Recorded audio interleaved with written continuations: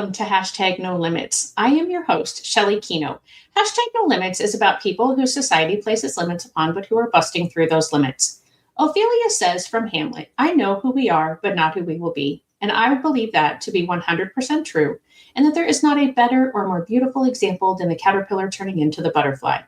For those who don't know, I'm going to give you a super simple, quick science lesson of how that happens. Basically, the caterpillar literally dissolves into cells, and just when it must think its life is over, it reforms into the butterfly in the chrysalis, but it's not finished yet. Once it's in that cocoon, it still has to struggle and fight for its wings to be strong enough to take it everywhere it's going to soar. That can't be easy, but neither is busting through limits that society places upon us. And I love to do Hashtag No Limits because I get to meet some amazing people and I get to bring their stories to you. Before we bring on my guest today, I just want to remind you, if you are watching, to please like, subscribe, hit that notification button so that you don't miss one single second or episode of Hashtag No Limits. And I also do some other items where I offer some free advice on special education because I am a special education consultant. And then make sure if you're watching in the replay today that you give us a hashtag replay and where you're watching from. If you have any comments or questions for my guest or myself regarding our episode, please leave them in the chat and we will be sure to bring those to the attention of whomever needs it and get those answered for you. So without further ado, let me bring on my guest today, Sarah. How are you, Sarah? Thank you for joining me. I'm good. Thank you so much for having me here. Yes, absolutely. I'm really excited because you have such an incredible journey that you shared a little bit with me, and I've learned a little bit. And so I'm thrilled to bring you to my audience and to go deeper with you and to learn even more. So introduce yourself, please. Sure. I'm Sarah Kernion. First and foremost, I am a mother of 3 beautiful and healthy children, and 2 of them have profound non-speaking autism. And I began Inchstones as a mission of mine years ago when I realized when my first child with non-speaking autism was diagnosed, and my second son to then go on be diagnosed at that point was only 7 days old, I started to realize very quickly that the term milestone was not going to be part of my vernacular as a mother. And that's where Inchstones came about, realizing that Sarah as a mother gets to experience, I have a typically developing older child, but they're all beautiful and healthy children. It's just that I got to reorient to the smaller, most sacred, tiny wins. Those are what I call Inchstones. And that began my mission here. That is beautiful. And I got tears in my eyes. That's just, I think that is so wonderful. I was a special education, in the world of special education for over 30 years. And absolutely, we celebrated all the wins. To some people, the wins that we celebrated might not have looked all that big, but to us, they were huge. Yes. It was so apparent to me very quickly that what the world wasn't seeing, I knew was still a win. I just had this such deep inner knowing. And I thought, I can't deny that feeling and not celebrate my child for making those small wins. Absolutely. So I have a question for you. One of the things you said is that you have 2 nonverbal children, and it just dawned on me that you did not say that they are non-communicating. There is such a big difference between verbal and communicating. And can you share a little bit like how you and your child communicate with one another, since they do not speak to you the way you and I are speaking right now? Yes. I mean, that is, I got those Holy Spirit chills, because that's the foundation of Inchstones, is that when you don't have a child that typically speaks and can use their voice, and both Millie and Mac have profound autism, but also have, full body apraxia, which is, the oral motor pathways do not function typically. You begin to not only find the Inchstones of connection, but you realize that they are always communicating. It's just that it doesn't come out of their voice through their mouth, through their voice box. And when I realized that not only the Inchstones matter, but how they were communicating to me looked vastly different. Their receptive language is 100%. right? Their autism and their dyspraxia obviously creates some barriers to their ability to respond, but they're 100% receptive. And so when I realized that they did have that capacity, their expressive language was less, but that their bodies and then the shared sort of the co-regulation that my presence gave to them to then speak in different and nonverbal ways, Right. made me realize that communication extends far beyond the voice. The irony, I've shared this before. I was a double major in college, and one of my majors was the study of communication science. And I took Oh, wow. this 400 level class on nonverbal communication. Shelley, I loved it. Like when I tell you 21-year-old Sarah could not get enough about nonverbal communication. I thought it That's was so cool incredible. because I remember knowing like, God, I love people watching. I love trying to learn about people just by being in their presence, not by what they say. And I found that literally ages before I was a mother. I thought that was so fascinating. So to then go on to have children with non-speaking autism, it tapped into something that I knew about myself before I even became a mother, is that there's all behaviors communication. Yes. Oh my gosh. I say that all the time. Right. And absolutely. And I love how God prepared you when you didn't realize that you were being prepared. He did the same thing for me. When I was 9 years old, I knew I wanted to be a teacher, but I wanted to teach primary general education students. And I never wavered from that, but I would get a voice in my head every few years of, you should work with special education. And I always had a million reasons why, no, I couldn't, because of this, because of that, whatever. And I was growing up when the law was just coming into play. Like I was in kindergarten or first grade when the law became the law of IDEA. And so I didn't see a lot of kids with special education needs. Right. But the Lord kept putting me in situations where all those excuses that I had said to him, which I realized that was that still small voice much later in my life, that he banished all of those excuses he's like, nope, here, we're going to put you in this situation. Oh, look, you made your connections. Oh, look, you held them to high expectations. Oh, look, you didn't feel sorry for them. Oh, look, whatever else, and yeah. And so I love how when we can look back, we can totally. see those. The preparation was already there. Yeah. Similarly, having two children, right, and a boy and a girl, and they're not twins. I always say, like, they if you're out and about with me, my Millie is my shortest, unlike the three kids. So when my son is really tall, so they're 2.5 years apart, but like he's a bigger boy, like they can kind of look like twins and stuff. But I think to myself, how lucky I am to have both, and they're not twins. So there's no functional comparison of that age wise. But to your point about being prepared, my earlier years, I was a classically trained in vocal performance from a young age. My parents were musicians, and my siblings and I all trained classically where we grew up. And I have an insane knack for music, like and I will listen not just classical music, but like the Beatles and the Beach Boys and like the harmonies. And my Millie is so musically aligned. And I think my ability to sing to her, like she wants me to narrate her life as a Broadway musical, right? But I think to myself, that was the preparation. Like I literally have the ability to read music at 42 years old and sing every song, by ear. And I think to myself, that gave me a lot as a child, but look what it's giving me as a mother to a child that doesn't speak.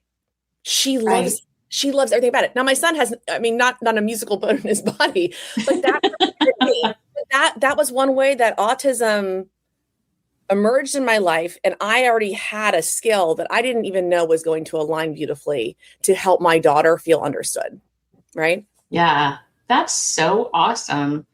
So just, just like you said, just the God winks and the Holy Spirit chills, it's so incredible. And so you said you created Inchstones because you knew, early on you weren't going to be hitting milestones. So that's the name of your podcast, correct?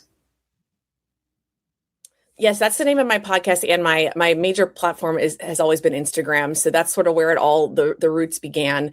I've extended that into the podcasting world 2 years ago, and then last April, realizing that my long form writing was what really was something that was always a more deeper calling to me than what social media and captioning could provide. So the Substack does a more of a deep dive on the things that I share online. Yes, and I am on your email list, and I love to read what you send out. I'll be honest, I don't read everything, but the things that I have, right? But the things that I have read, I love how you share your heart, and you're very honest and you're very raw in everything that you talk about. And I so appreciate that, because I think that's how we're going to change the perspective. I mean, the reason that this is called #NoLimits is for people to stop mentally placing limits on other people's potential based on some label or some diagnosis that they have. And I think the reason that there are those labels in people's minds is kind of like myself when I was growing up. Like, I didn't have the exposure. I didn't have what it was like walking in the shoes of the family. I didn't have, knowledge of anybody who was different than me in that regard. And so having my podcast and what you do, the special education advocate that I am, just trying to help people see other people as who they really are and what their abilities can be, instead of, well, this is one characteristic of them, this is a disability, and this is how I'm going to base everything else I think about this person. Yeah, it's I always, and I think that's, what my Substack hopes to always illuminate, is that it's always yes and. There's never one single vein with which disability has to be or has a chokehold on, right? And it's why I don't, there's so much that goes on, in current culture about autism. And, I don't believe in cancel culture. I really believe that every voice, especially in the disability community, absolutely deserves a seat at the table to share the struggles and pain.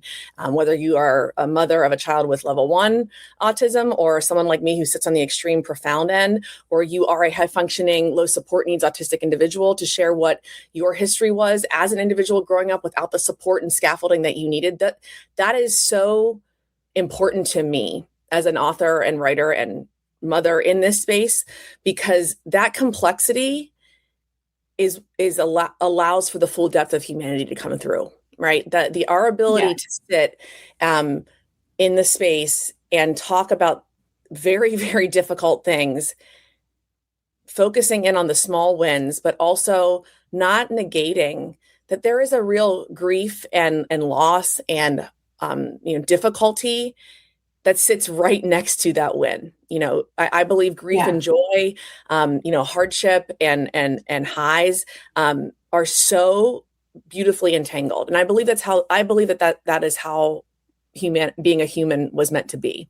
I don't think that it's either or. I think it's yes and. Yeah, I love that. I really do. That's a fabulous way to think about it, because it is. We don't think that we can have two feelings that are the opposite at the same time. And we absolutely can. Absolutely. You can feel happy about a situation and be miserable at the same time about that situation, or just be sad. Don't be miserable, I guess. But yeah, I mean, and I think that if we didn't have the lows, we wouldn't understand the highs. That's right. I kind of think about, I love the Midwest. This is where I live. And one of the reasons I love it is because we have all 4 seasons, sometimes in a day, but we have all 4 seasons. And I think that helps me to, when I'm really cold in the throes of winter, to go, oh, remember in the summer when you were complaining about the heat? Now you can be thankful that it's colder, or the opposite. And I think, that's just a very mild and simple example, but I wonder about the people that live, where the weather is the same all year long. Like, do they lose their appreciation for that type of weather? And I think that's just the same with life. If we were not experiencing hard times, we would not appreciate all the good things. And I love that you focus on littler things, because I think our society is so big, concepts, big happenings at once, that we miss so many little things and so many opportunities for joy and progress and celebration.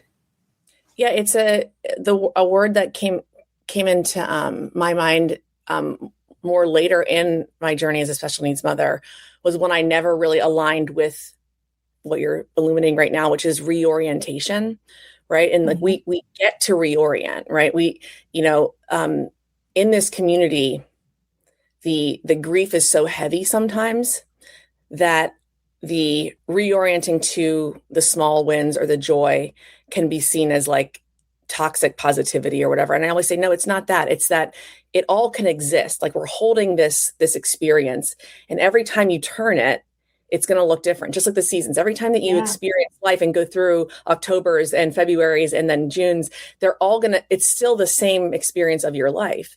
And it doesn't dampen the other one. If anything, it actually, I think, expands and amplifies the fullness of the experience. I do not think I would be able to be the human I am and woman I am now in midlife if I did not have what non-speaking autism motherhood is constantly giving to me, which is an expanded orientation to being a woman and mother, right? Like if I only had typical children, I only knew that, I know that it would be probably very hard for me to understand the depths of struggle and hard and grief and loss and just intensity of a special needs mother. Now I can I likely would have seen that as a first time mom with a typical child. I would have never integrated that and thought of what an expanding thing that would have been for that human. And then when I get to live it, I think, oh my gosh, again, this is not happening to me to make me get smaller. It's actually the best thing and allow me to get larger from a mental point of view. And I think that's what wisdom and age does for the majority of people. And I think that special needs children gave that to me, and I always say I've got these two adorable towhead Mack trucks that hit me full on, right? Like they're wrapped in a big bow. And like, I had this typically developing toddler at 2.5 who, you told not to touch the stove and she just never touched the stove. Right. I had this like, this motherhood where I thought like, I should write a book on how to be a first time mom. Like I am really good at this. Right. And then God, and then he said, hold it again. Right. Because that's what, like, I believe it happened for me because it allowed for that expansive nature. And I don't think, and I think you'd agree with me on this. I don't think that my ability to have that more expansive, more broader orientation, more vast understanding of the world is because I'm Sarah. I believe that every human, and specifically women, mothers, and caregivers, we all have that ability. It's not just because you're Shelley or I'm Sarah. I really, really believe that every mother and woman, it's in them to have that ability to expand like that. It just takes a certain sinking in and allowing yourself to sort of process and move through it. Yeah, I would agree 100%. And I loved what you were saying regarding about your parenthood, that if you had only had 3 typically developing children, how you wouldn't be able to relate. And that was always my excuse when I was, like I said, wanting to go from a primary general education teacher and to now being so passionate about special education. In my book, Those Who Can't Teach, at the end of each family's story, they had final editing rights before publishing. The only thing they did not see was at the end of each of their chapters, I wrote a paragraph to 3 paragraphs of what I learned because of knowing the individual, because of knowing the family, and through the interview process. I knew so many of the families for years and thought I knew them really well and had a great understanding of what the life was like every day that they walked, until I did the interview process with some of them and went, oh my goodness, I have maybe a thimbleful of knowledge of what it's like walking in your shoes every day. And I feel so blessed and privileged to have that inside look, even though it's not my journey. Mm-hmm. And so I so appreciate what you're saying there. I mean, mine isn't exactly like yours, but the things that I learned from my students, from the families who have someone who's neuro or more than one who's neurodivergent in their family, the amount of I mean, and it's not the what we often think of as important stuff. You know, it's in a school setting specifically, we're all about the academics, you know, language, math, science, and but in life, it's your character that guides you more so than your knowledge. Without a doubt. And the character that I learned about from all of my students, as well as the people in my book, was amazing. I mean, I felt like you said, my mind was expanded and broadened to, whoa, look at all these possibilities. Yeah. And again, that comes back to why I do this, because I think that happened for me. I want that to happen for other people. Yeah. There's a, I mean, again, I was using like the sort of the earth moving or rotating example, but like think about when you look at a pyramid, right? Some people look at it and only see a triangle. When you look from the top, you actually see a square and an X, right? Right. You look from the bottom, you only see a square.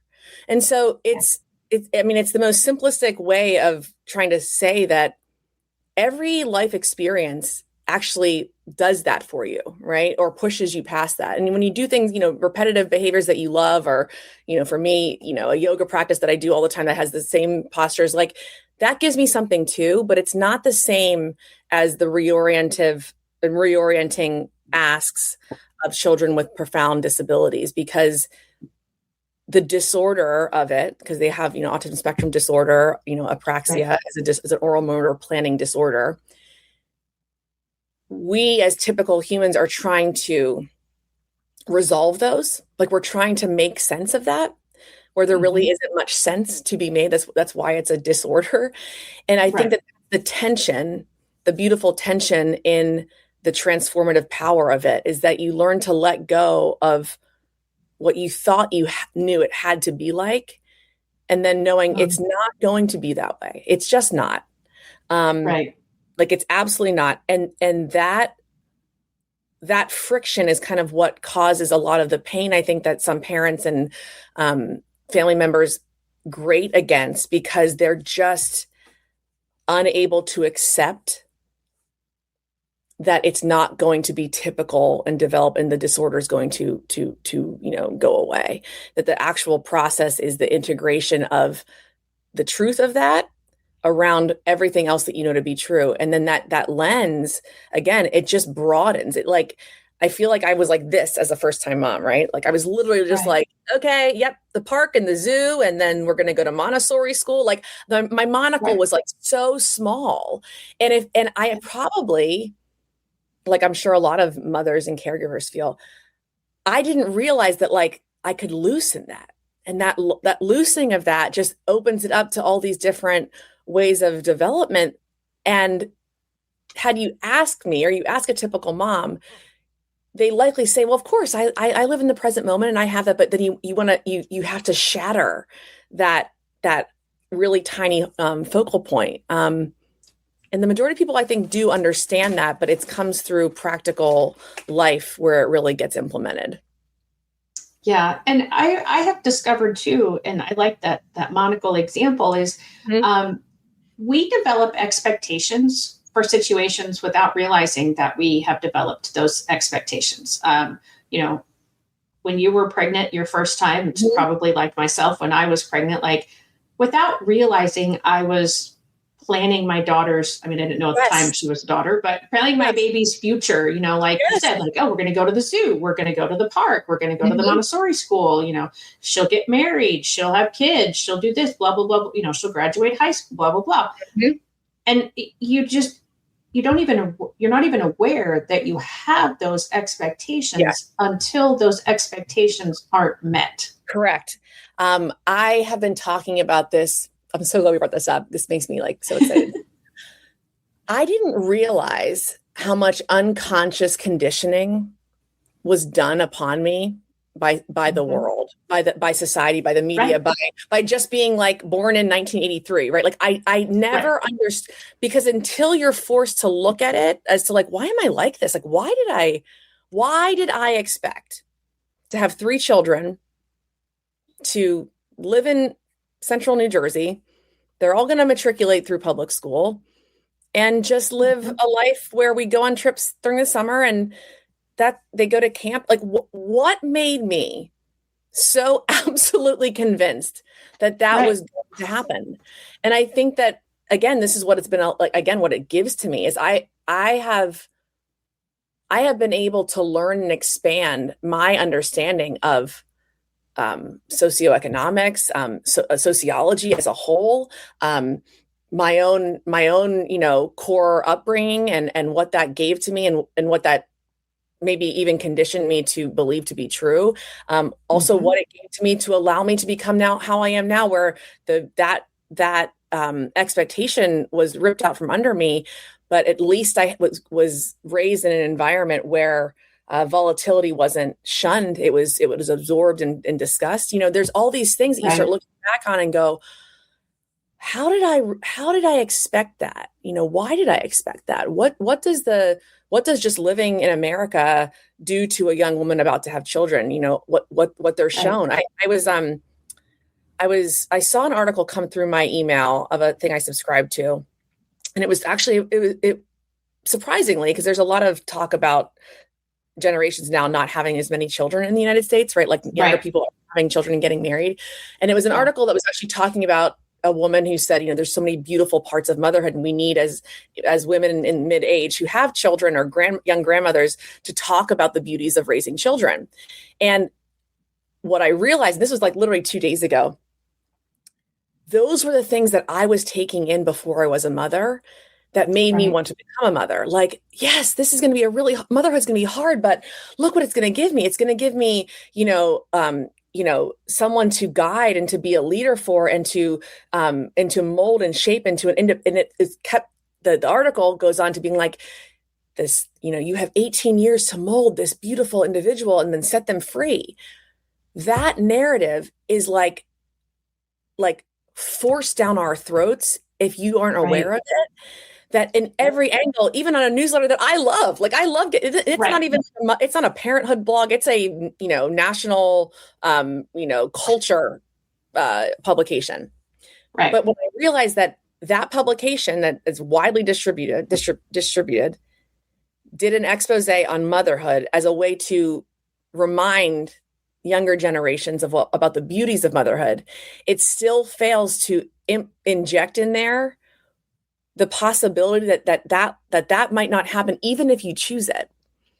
And so Right. there's this societal conditioning of expectations that, again, I wish I could go back and I had time to get my PhD in like evolutionary biology and like these things that we just like, we're so hell bent on thinking that we're going to get. And then when it doesn't, we go, whoa, whoa, whoa, Yep. why, what?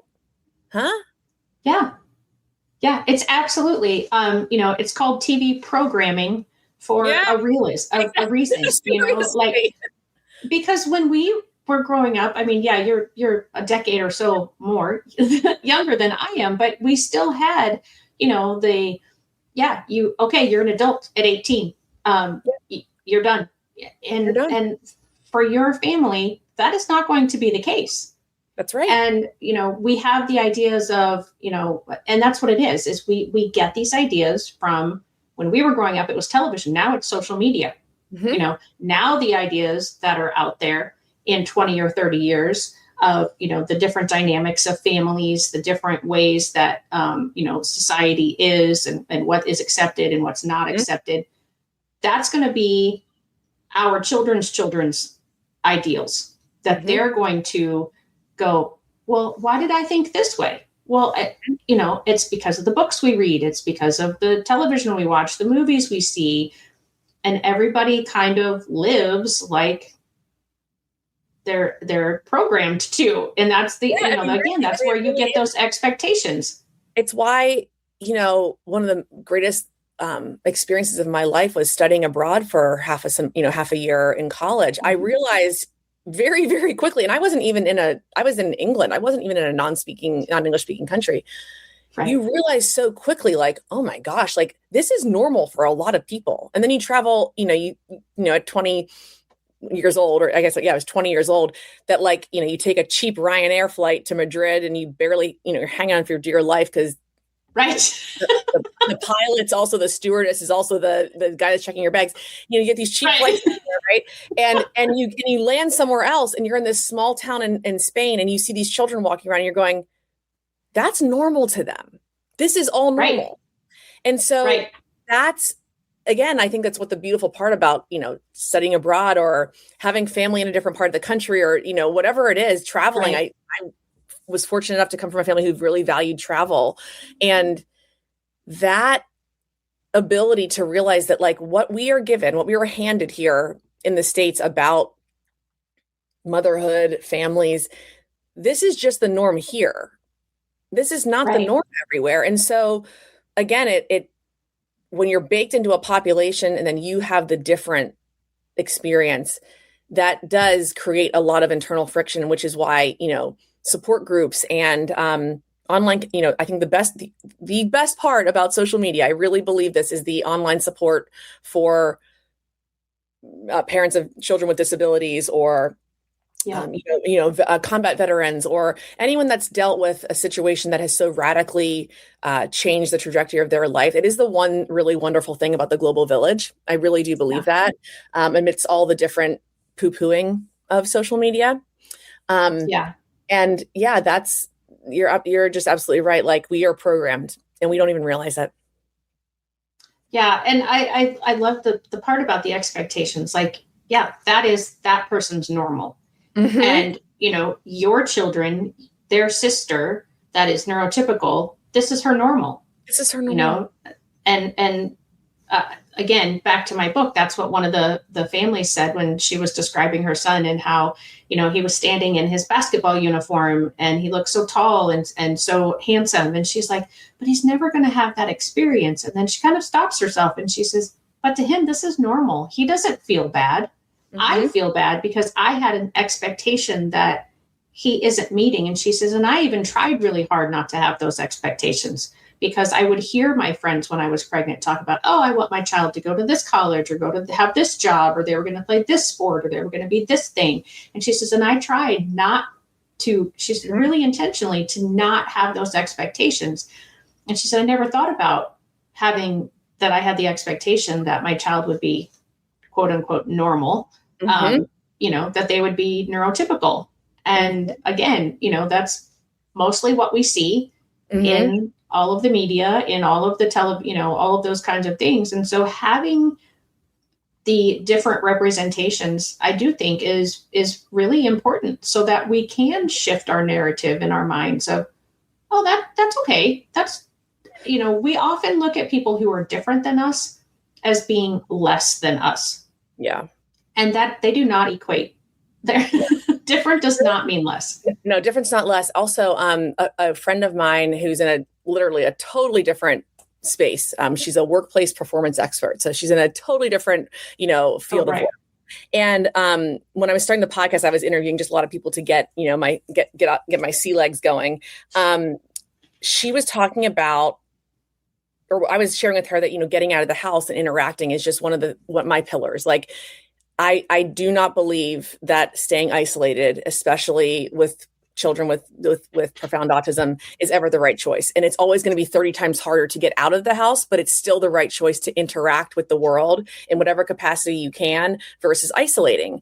And then I said to her, and we were having this conversation, she said, I'm sure you get a lot of looks. And I said, oh yeah, gosh, the stares are endemic at this point for me. Right. But when I framed that as curiosity, and I realized that like, we as humans, we are wired to see the mismatch. Like curiosity is just going, wait a second, that doesn't look like what I was expecting. That's not wrong.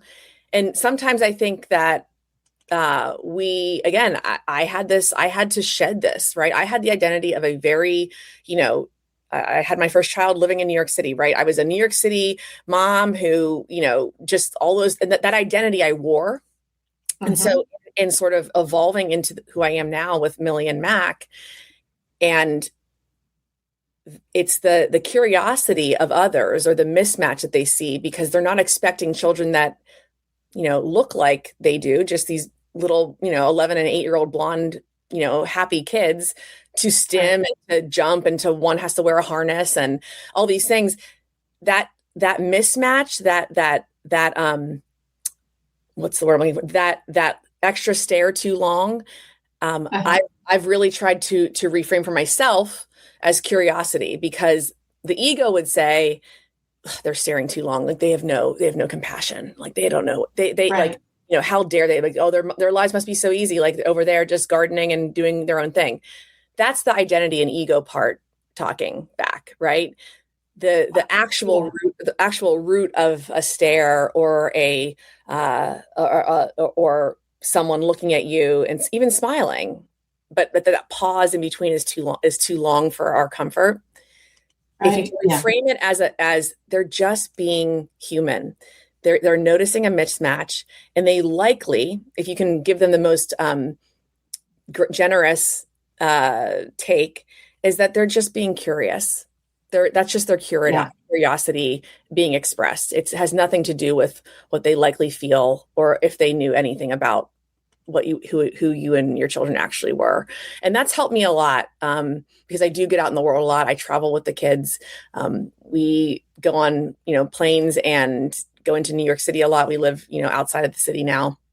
And I just always think to myself, like, when I do that, there are going to be more and more people and opportunities for people to see the mismatch in us. And that is so good, because the more that people and families like me and my kids get out there, then the next time those people are their inner worlds are being expanded, because they think, oh, I've heard about profound autism. Now I saw it, and I know what that looks like, and I have a deeper empathy for that.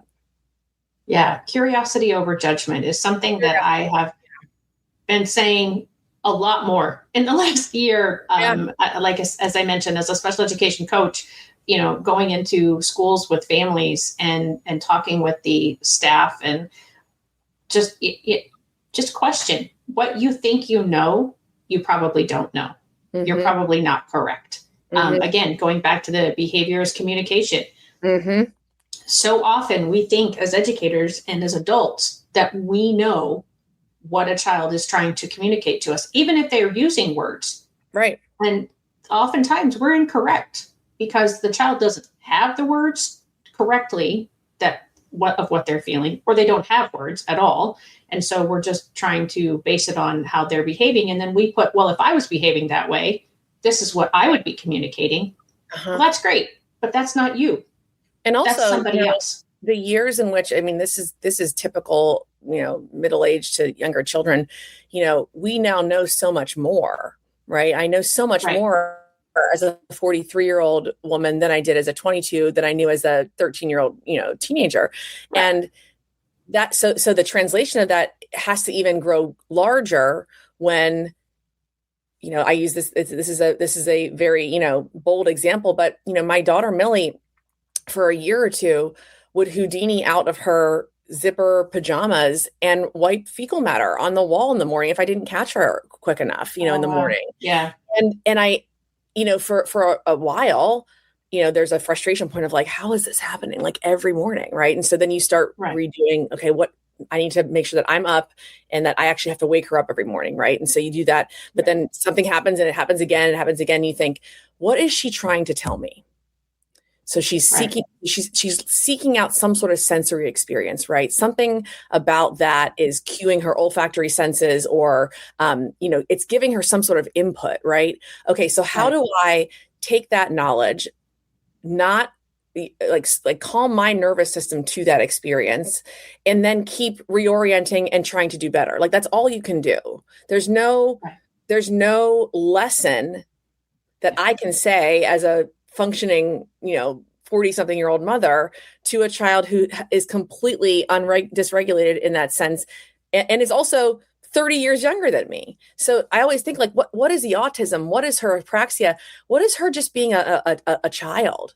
And that's Right. one of the things I've been, and again, I think having two children and a boy and a girl with the same diagnosis has allowed me to teach and help others is at the end of the day, and you being an educator, a typical educator and a special needs educator would know this, what really sometimes is my son Mac eloping and trying to run off and I can't catch him fast enough because he's so darn quick.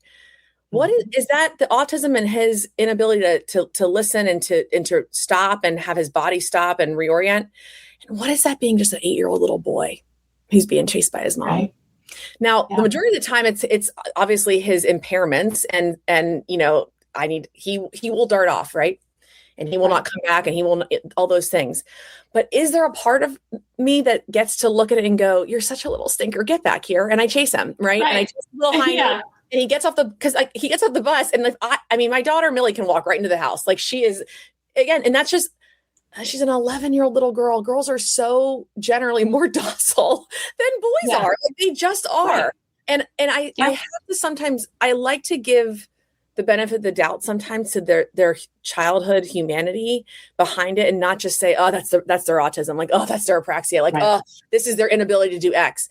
Like maybe it's also Mac being an 8-year-old little boy who's been in school all day long and just wants to run to the backyard and he wants to take his iPhone and watch Daniel Tiger while he's jumping on the trampoline for an hour. Like maybe that's just him being a little boy.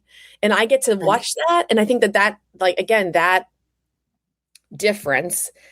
And again, I had to be curious about, I knew I was feeling not just anger about what the diagnosis was giving me and how they were presenting. Right. It was also just, they're still kids. They're still small children aside from their diagnoses. So notice that too, Sarah, and that gave me something. And it always fills my heart, like, and allows me to keep going in a lot of ways, because I think I had these two girls that are typical and then atypical, neurotypical, neurodivergent.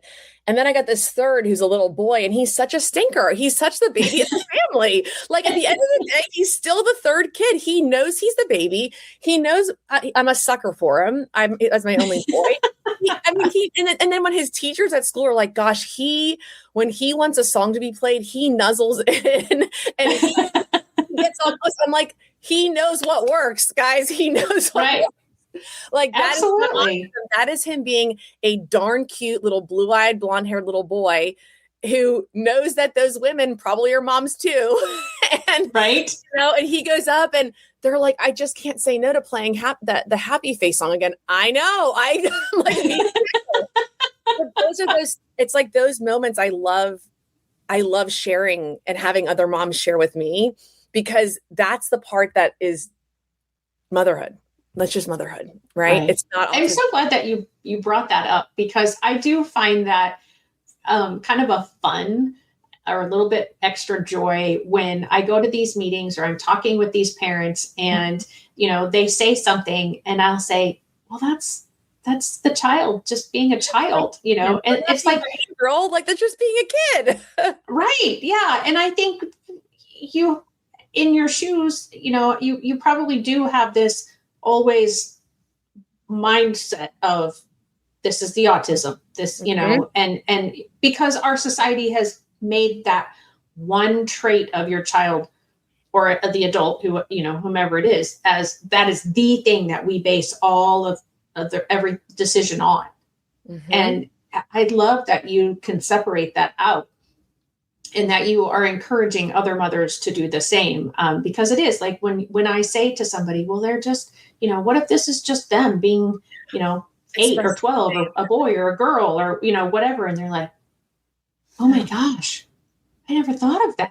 Like I've my whole, since I've gotten the diagnosis, whenever that was, has been, is this, whatever that diagnosis, whether it's not always autism. It that label can go into this tunnel vision of like, everything is autism now. Like everything is apraxia, everything is autism.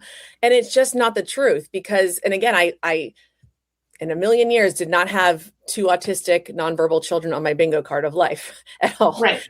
And because I get to see both, and because they're a boy and a girl, and because they're different ages, that that ability now to see and to hold space for like, well, maybe that's just them being a little kid, or maybe that's Millie being the middle child. Maybe there's Right. sibling rank and order. Gosh, there's studies and research done on that in typical families. It doesn't mean that it Right. fully Yeah. changes because of a diagnosis. But I understand so deeply when parents are only looking at it through that one label and lens, because Right. we are wired to seek answers, to create understanding about something that is a disorder. And that you think, if I just tunnel this enough, I can understand it and get to an understanding, and then have this Right. pattern of behavior be X. It's really not that. And I think that, again, I never in a million years thought I'd be someone to speak at the scale I do about profound autism. But again, in having a boy and a girl in it, it's like, what the best parts about what I love to share are illuminated through them being my children. Yeah, absolutely. So this show is called hashtag no limits. And that's, for us not to set limits and to share about limits that people are busting through. So we've talked about Mac and Millie and their profound autism. So I want you to do two things for me. I want you to explain what profound looks like in your children, because it doesn't look the same. I mean, you have two children with the diagnosis, and like you said, they don't look the same. That's Just right. so people kind of have, Mhm. kind of have an idea. And then I want you to talk about the things that either medical professionals, yourself, family members, whomever, and you don't have to say who put the kind of thought limitation on them, but, gave you the impression that, oh, they don't think my child will, but now my child is. And we've got about 12, 13 minutes to do that.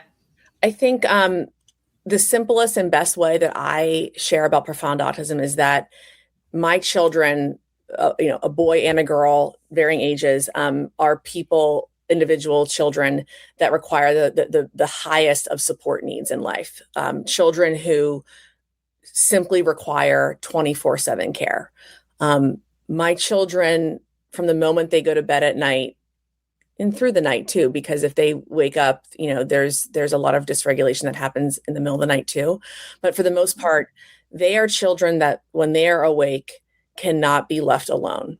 They cannot reliably keep themselves safe, and they cannot reliably take care of themselves from a hygiene aspect or a food, water intake aspect too. So in my definition of it, and what I believe most people in my community, is that they are at the highest level of support needs from the moment they get up, from the moment from brushing their teeth, brushing their hair, getting dressed, getting undressed, toileting. Even my both of my children are still in pull-ups. There's a complete need of another individual to keep them alive, and that's the truth. The comorbidities that wave through the profound autism community are also very high. So most children with non-speaking profound autism also have, like I've shared, full body apraxia, motor planning disorders that impede their known thought to even translate into action. And that also, I know a lot of families of profoundly autistic children and young adults who have, epilepsy and seizure disorders. So there's a lot of comorbidities that also weave into profound autism. I know that there was it's so funny when you ask, like, what was told to me that they couldn't do. And part of me wonders, I'm like, I have compartmentalized that so far out of my thought range at this point because of what they show me that they can do every day. But I do remember being like that very rote diagnosis of, like, your child has, level 2 or 3 autism and apraxia, and likely will need 24/7 care the rest of their lives. And again, that goes into what I define as profound autism. But then when I see the Inchstones of what they do, that still require care and support, but that my son will take my hand and lead me to the snack drawer, right? My son takes my hand or brings me a water bottle. And there's Mhm. these things that so I never thought that my children could actually ever communicate that they were hungry or thirsty. I thought I would, for the Right. rest of my life, be the one having to anticipate those needs. So they are doing these things, and it does show slivers of independence. It does show agency in some capacity. And even though it's so minuscule, it actually is not the lowest of point where I thought I was told way earlier on in their journeys. Right. There was a lot of, oh, this is something that I'm just realizing. I remember being told ad nauseum, you have to get as much interventional therapy before the age of 5 because the brain's neuroplasticity is highest under the age of 5, which I believe, I'm sure it is. Sure. I think that what I didn't realize though, is that created such a line for me that if I had to max out by age 5, that the neuroplasticity and what they could do and how they could learn and adapt after 5 was like a Right. lost cause. And that's just not the truth. Some of Right. the greatest strides that they've made have been from me, taking them into a different schooling setting and to have a more holistic child approach because of what their individual needs are. And this is well after, they were 5 years old. So I Right. think that some of those like stamped phrases, I'm sure are different for every parent of a child with autism. But for me, it was a lot of this very, very strong hold on, like anything that happened before 5, I better max this out because after that, you're screwed. And that just isn't the case. Yeah. It just isn't the case at Yeah. all. That's so awesome. And I appreciate that. And I'm sure that probably wasn't like super simple for you to go through and to think about again. But as we mentioned before, you have to have the lows to really appreciate the highs. Mm-hmm. And I think it's kind of important for you to, and for all of us, no matter what stage of life we're in, like, the whole caterpillar to the butterfly thing. I mean, whoever, like, I'm so amazed at, and I always forget the person's name that was the first one to recognize that, hey, this little thing is now this thing, Yeah, like, it doesn't look anything. And this little thing actually completely dismembers itself. I mean, That's what it feels like. I mean, it's the most beautiful and epic example of the transformation process is that it literally turns into goo. I mean, it sounds so silly, but like, I remember thinking that, like, this level, I am no longer Sarah, mother to Morgan. Like, I am now Sarah to mother to Morgan, Millie, and Mac. And like, that woman, that mother literally does not exist anymore. And I mean, again, that's grief, loss, time. If you can really sit in it and think to yourself, what is this doing to me? How is this happening for me? You are going to come out like more vibrant, more beautiful than you can ever have imagined. And it really just points to how, like, there's no deep beauty without deep pain. That we've been sold this idea of like comfort being like the be all end all, right, in this life. Like, we will put a price tag on any comfort, right? And there was sorry to go on a tangent here, but there was a woman that I saw online that said, she's a famous businesswoman, and she's like, I took my entire family on a yacht in like the BVI. And we got there, and I'm just looking around, and I just can't believe that I finally got to do this and take my whole family on this yacht for a week. And then the yacht moved, and there was like a yacht 10 times the size of mine. And she just goes, it's never, we live in a world where like we've placed this idea of like comfort and experience and like money as like this pinnacle, and it will never be enough. It will never be enough. And I think that the process of transformation and passion and beauty and inchstones and like the present moment is the greatest life luxury that like any human, if you can harness that, you've learned how to harness luxury at its finest. And that's what I believe that my children have given me. I know so deeply the luxury of presence, and it's the gift in all of us. And I appreciated what you said earlier, and I'm glad we still have a couple minutes for me to bring this up, because you said having your children, what it's done for you. Mm-hmm. And you just kind of alluded to it again, if it happens to you or for you, that is a very different mindset. And, I think, like I said, I feel so blessed and privileged to have known and to continue to know so many people who are neurodivergent and the families of those who are neurodivergent, because I think that did happen for me.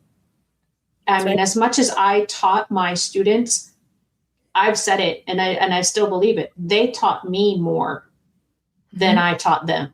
Mm-hmm. And maybe more isn't the best word to use. Maybe they gave me better lessons. Yeah, they enriched the lesson that you didn't even realize you were learning, right? Right. Yeah. Intent, like back to what you were saying, happening for us versus to us.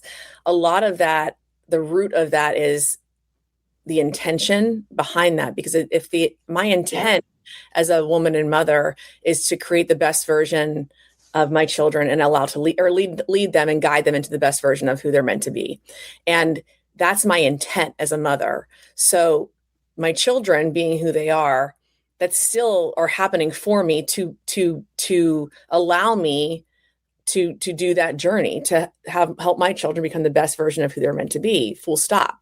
Now, like you said earlier and multiple times, like that has to be removed of the expectation of what I wanted or dreamed of them to be.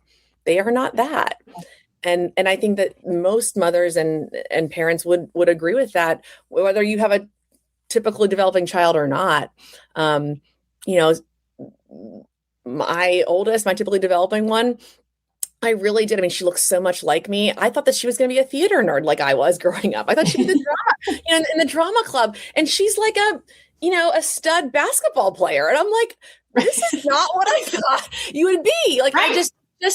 I truly did not think that I was going to raise an athlete. Okay. Like I did not think that like a basketball mom was like part of my trajectory.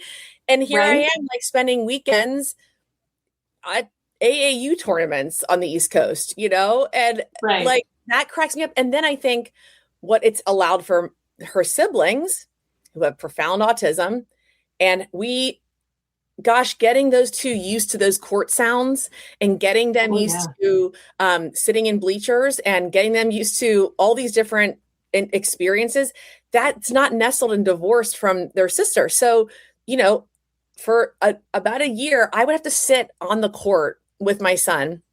Someone else would be in the stands taking care of Millie. And I would, every time the buzzer was going to come on, I had to cover his ears. So I'd have to like anticipate the buzzer coming. And I have to, make sure that because he just stims and vocal stims a lot. And, during a foul shot when it's quiet, he'd be like, all this stuff. But over time, and again, I think what I was able to hold witness for others, okay, this is important for this mom to have all of her children there watching her other daughter. Like I was not going to let go of that. That was important to me. I wanted my children to know we're going to come support your sister and it's going to be really difficult. But we're going to do it. And it's those things that, again, typically I'm like, I just sometimes can't believe that I'm a sports mom. Like I thought I was going to be like, dropping her off at the symphony backstage like I was as a kid, but no, that's really hard. Again, that's, it's not just our expectations when our child is neurodivergent. That's right. It's our expectations, like I said, for, my own daughter, your older daughter. And you just, those things are in your head without you realizing that they're there until the shift is somewhere else. Yeah. So you have about a minute. What encouragement, what final words would you say to any parent going through life? Oh gosh. I really do. One of the things that I shout from the rooftops is I believe so deeply in the power of maternal instinct. I believe that we are all innately wired as women, mothers, and caregivers to know and be the experts on our children. And I think that if you can harness that and have a way, a clarity to express that, you will be, regardless of your child's development, the best leader and mother for them. If you can really hold space for that, what you see, the patterns that you see in your children. No one else will ever be able to come close to understanding who your child is and what's emerging in them. And it's, again, one of the foundations of Inchstones is that inner knowing and that inner knowledge of their soul and what they're possible and capable of doing is innately in you. And it's the best data in the world for you as a mother to understand how to best lead your child. So whether that's typical motherhood or not. That was beautiful. That was a beautiful way to end. And I so appreciate you being my guest today. And for anybody, if you would like to get a hold of Sarah, it is inchstones.co, not right. COM, CO. And if you want to get a hold of her, it is Sarah, SARAH, at inchstones.co. I so appreciate you and all that you do, and appreciate you coming and being my guest today. Thank you so much. And to all of my audience, remember, you know who you are, but not who you will be. Have a great week. Bye-bye. Thanks, guys.